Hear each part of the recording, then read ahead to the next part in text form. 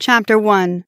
Being an introvert is a gift. If you're someone who is quite introverted and always being told to talk a little more, or you're sick of being labeled shy, quiet will open your eyes. Introverts aren't always shy people, and most of the time they simply prefer their own company and a little time in nature to de-stress and feel whole. Quiet helps you understand your introverted nature in a way that no other book has before, and within it, you'll learn about power you never knew existed within you. Some of the things you'll learn from this summary include how the brains of introverts and extroverts function differently. You'll see that the two personality types interpret life differently. From there, you'll understand why people act in the way they do. Additionally, the knowledge will arm you to help yourself and the people around you to choose lifestyle and career options that best fit their personality. The key to personal effectiveness is to live from inside out, not the other way around. One question most people have on their minds is whether introverts are born or shaped by their environments. Tricky question, you can tell. However, there's a chapter in this summary dedicated to answering just that. We'll round up with how parents can help their introverted kids become highly effective people. If these sound exciting enough, let's turn the page and get started. Chapter 2. Your personality shapes your entire existence. What makes you who you are? Is it your background, your culture, your race, your likes and dislikes? All of these contribute to a certain degree, but none more than your overall personality type. Introverts and extroverts are at opposite ends of the personality spectrum, the north and the south of the personality world. Of course, you can place yourself anywhere along the spectrum, but you're either one or the other. Whether you're introverted or you're extroverted, it's a part of your personality which you cannot change. You are what you are. Whether you are introverted or extroverted has a huge effect on your life, how you deal with things, how you make friends, how you deal with problems, how you love, how you picture yourself. The confusing thing about it all is that scientists still don't completely understand what makes us one or the other, and how it all comes to be. Despite that, much of it is thought to be down to the brain and the nervous system. Throughout Quiet, Susan Cain explains how introverts and extroverts think, behave, and react differently to various situations. The most important thing to remember is that one is not superior to the other. However, society would have you believe otherwise. Do you agree? Do you believe extroverts are more valuable than introverts? Did you know? Many people fall somewhere between the introvert and extrovert category, simply exhibiting more traits of one than the other. The in-between type is called an ambivert. Chapter 3. The world needs a balance of both introverted and extroverted personalities. Society tells us that if you want to be successful, you need to be a go-getter, someone who stops at nothing to reach their goal. Society also tells us that if we want to be happy and content in life, we need to be a social butterfly, saying yes to every invitation and never turning down a party offer over a night in with a good book or a film on Netflix. If that's the case, if that is the social norm, how come so many people are introverted? We can't all be extroverted, and we can't fake constant enthusiasm for something we simply don't enjoy. Studies have shown that between 1/3 and a half of all Americans are introverted. Of course, that doesn't mean every one of those Americans is 100% introverted, because there are different degrees and sensitivities. Still, that is a huge number to take on board, especially when you consider America to be one of the most extroverted countries on the planet. The USA may appear extroverted, but there are more introverts than you think. Susan Cain calls this effect the extrovert ideal, an idea which has developed throughout history that extroversion is preferred over introversion. The problem is, if we didn't have introverts, we would be missing some of the best brains the world has ever seen. If we didn't have introverts, the world would never have read Harry Potter. We wouldn't know about Peter Pan and the theory of gravity and the theory of relativity. It would never have happened. Whilst extroverts might wrongly be considered more socially acceptable, we need a balance of introverts in the world too. The idea that introverts are serious, boring, lazy, and dull needs to stop. By conforming to this idea, true introverts are forced to be something they're not, perhaps thinking there is something wrong with them. As our author points out, the power of an introvert might be less obvious, but they are no less powerful. There's zero correlation between being the best talker and having the best ideas. Susan Cain. Did you know? Introverts have a need to recharge themselves by spending time alone and within nature.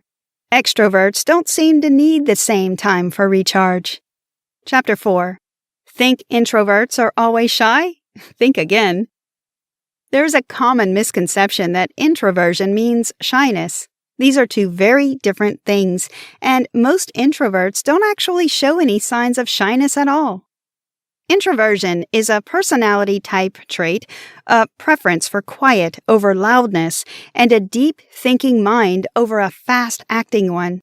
Shyness, on the other hand, is a fear of being humiliated in public or being disapproved of socially. Shyness and introversion don't always work hand in hand.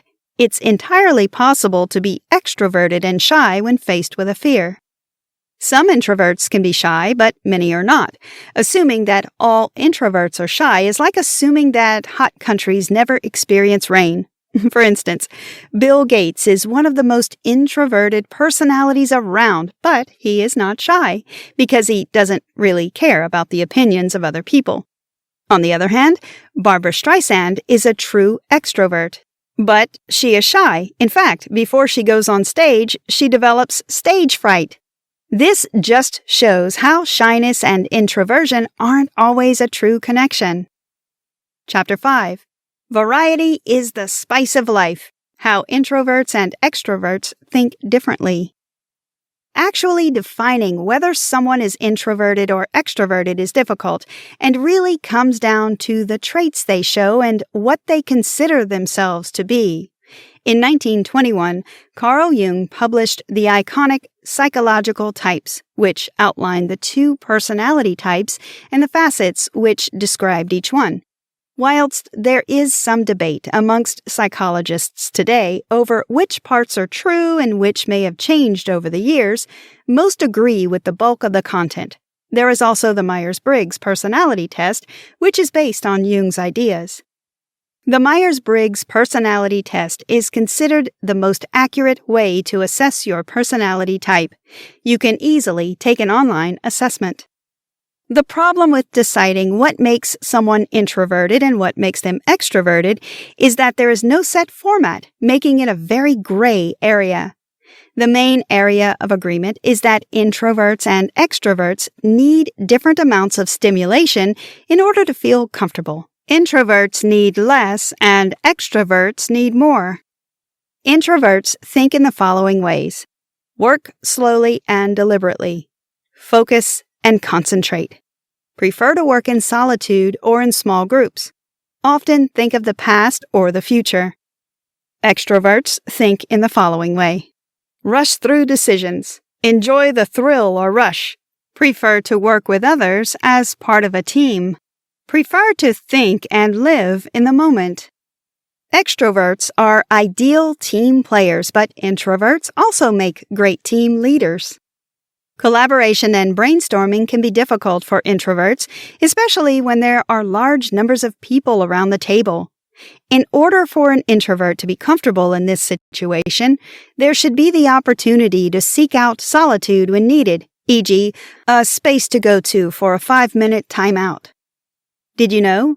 Introverts usually need more time to themselves, but they can be equally as powerful as extroverts, provided the conditions are right. Chapter 6.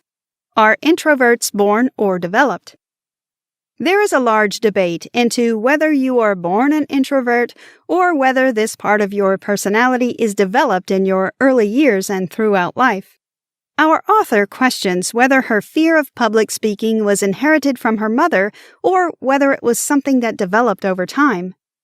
A scientist at Harvard University, Jerome Kagan, did an extensive study into this over several years from 1989. In this study, 500 children were observed, all aged 4 months. Each child was exposed to different stimulatory situations, all of which were new to them, and their reactions were closely monitored as well as their heart rate, blood pressure, and temperature. A few years later, the children returned for another round of tests, and Kagan found that most had become either introverted or extroverted according to his predictions.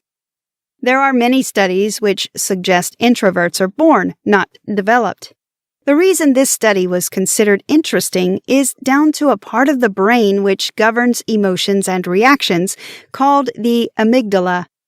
The amygdala is found within the limbic system, a part of the brain which is shared with primitive beings. This part of the brain was developed to help with basic survival. For instance, if someone throws something at you, this part of the brain tells you to duck so you don't get hit and therefore survive. Kagan considered that the children who had a high-functioning amygdala, e.g., those who responded quickly and excitedly to the various stimuli, would turn out to be extroverted.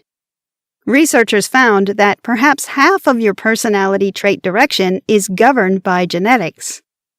Despite that, Kagan believes that the rest of your personality development comes down to your surroundings and the things which happen throughout your life.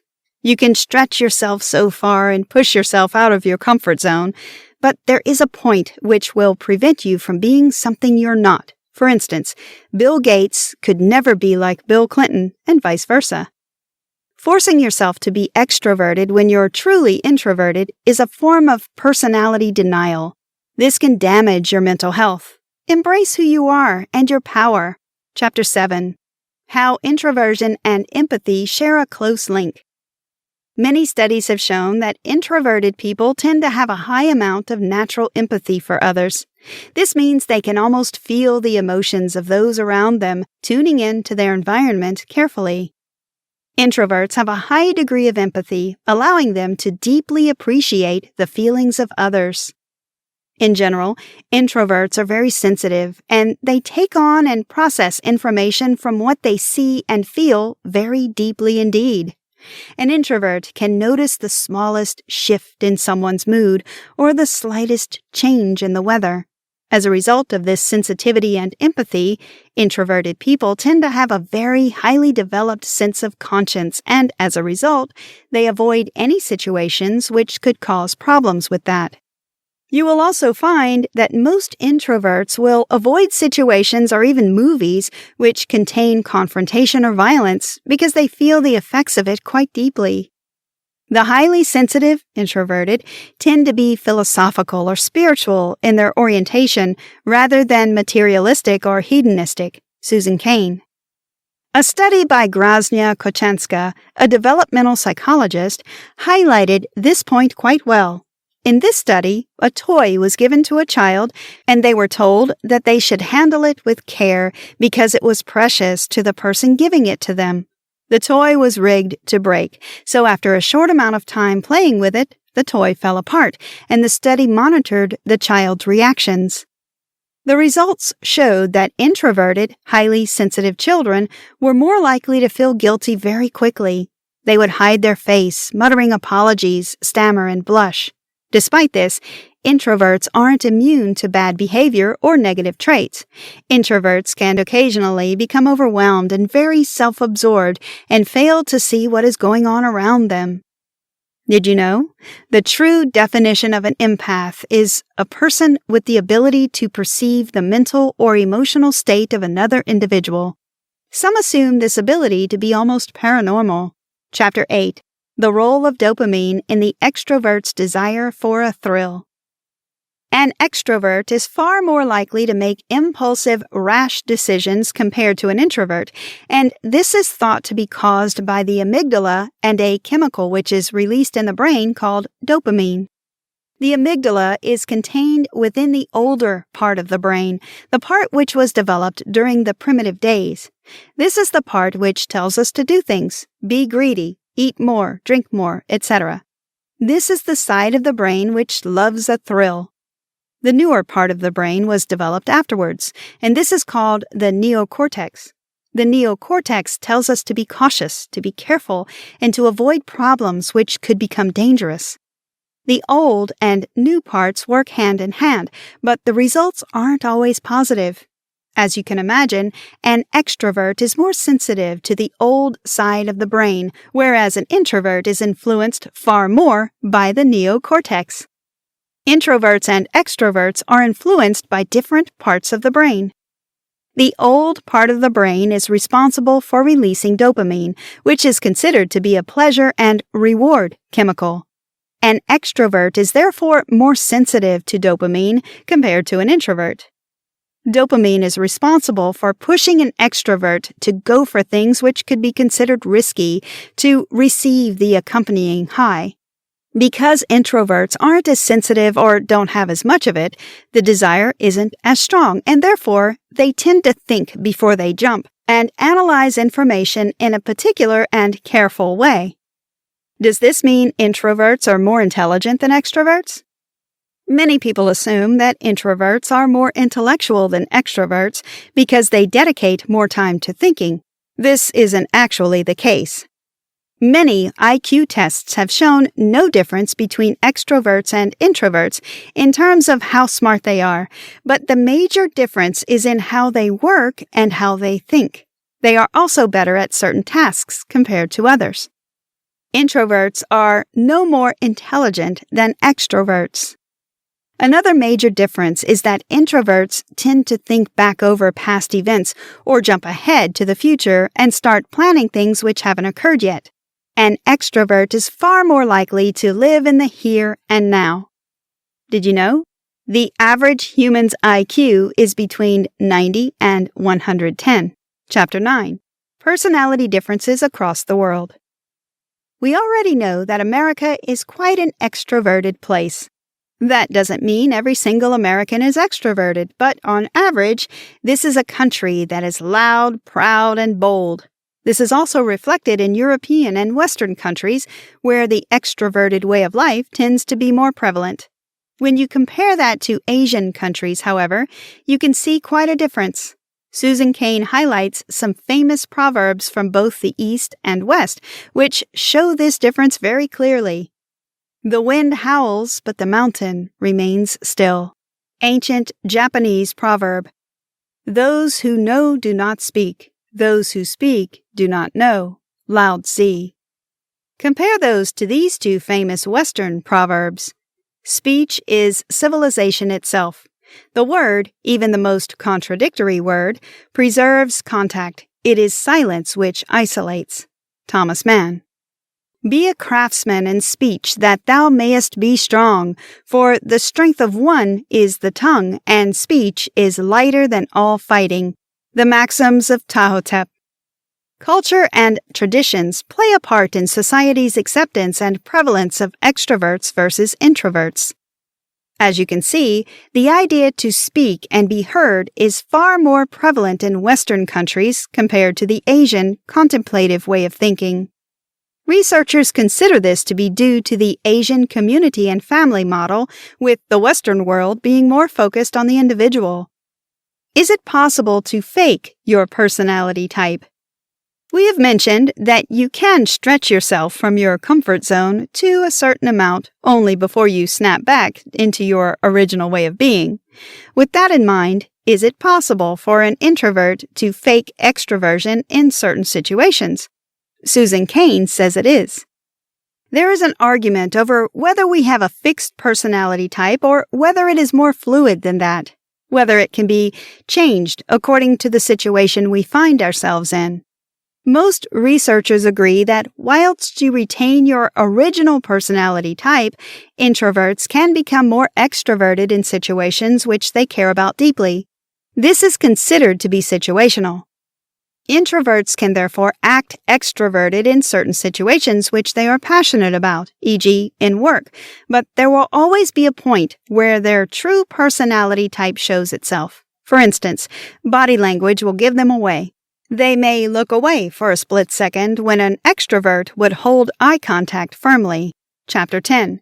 Introverts and Extroverts in the World of Love. If introverts and extroverts are completely different, sitting at opposite ends of the personality scale, how is it possible that they will get along, and how can they ever fall in love and live harmoniously? The strange thing is that opposites really do attract, and especially in matters of the heart. In terms of love, extroverts and introverts are a good combination and can complement one another. Introverts and extroverts make great romantic couples, but there has to be a certain amount of give and take and understanding on both parts. These two types are literally drawn to each other like the yin to the yang, and it is almost like one completes the other.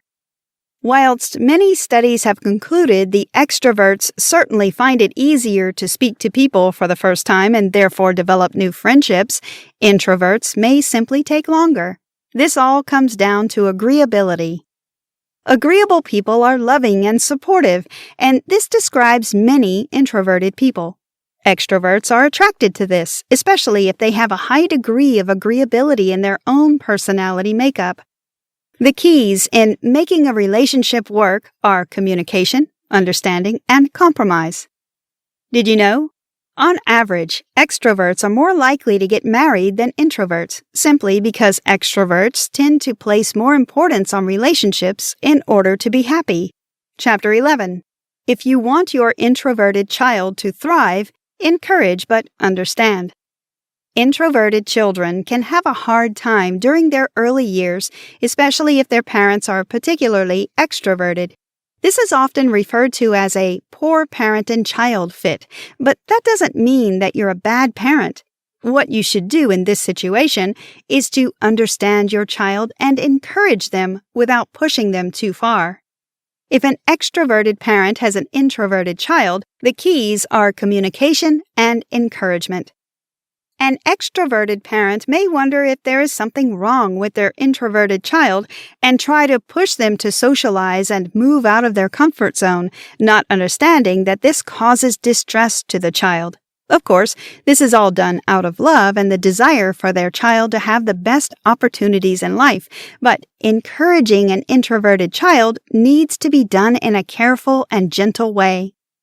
Don't think of introversion as something that needs to be cured. Susan Cain. It is important to allow an introverted child to be themselves and to build up their self-esteem, to give them the confidence to move out of their comfort zone from time to time. Pushing too hard will result in them climbing back into their shell or refusing to socialize with others. Introverted children need to be encouraged to be themselves and not encouraged to change. Susan Cain suggests choosing a school which has smaller class sizes and has like-minded peers, but this isn't always a possibility for many families. In that case, using out-of-school tutors to develop their social skills is a good idea, as well as gently encouraging them to take part in group activities and helping them to find their passion. Conclusion. The adage that extroverted beats introverted is a negative and outdated view. The world needs a careful balance of both personality types and for everyone to understand and support their differences accordingly. Introverts bring as much to the world as extroverts do. They simply do it in a calmer, quieter way. In the words of Mahatma Gandhi, in a gentle way, you can shake the world. Many of the world's successful people are introverted. Their personality isn't stopping them from achieving big things. Whether you're introverted or extroverted has nothing to do with how effective you can be as a human. What's important is that you understand your personality type and act accordingly. You can't be happy trying to be an extrovert when you're introverted. The reverse is also true. Dear introverts, don't let anyone talk down on your personality. Have alone times whenever you need to without feeling bad about it. The way you recharge is different from extroverts. The way you handle issues is different from how other people do it, and that's fine. Own your difference. Try this. Perform the Myers-Briggs personality test and identify what your specific personality type is. Consider those around you and identify whether you believe them to be introverted or extroverted.